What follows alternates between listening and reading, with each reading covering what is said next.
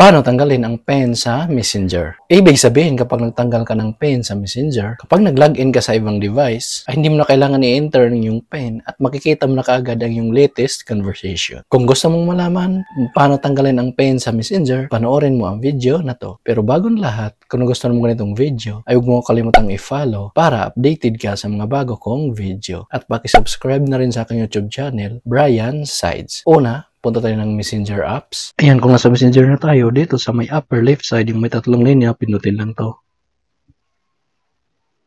Then, pindutin itong gear icon or settings.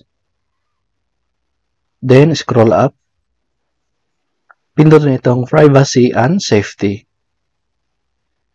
Then, pindutin lang tong end-to-end encrypted chats.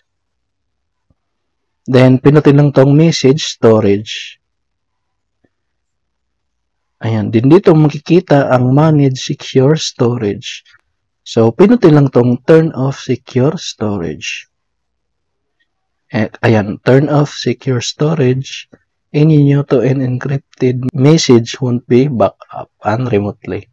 Then, pinutin lang tong continue. Ayan, so, wala na yung pen. So, kung gusto nyo lagyan na uli ng pen, ay panoorin nyo lang yung video ko na ginawa ko nung una. So, ganoon lang kadali.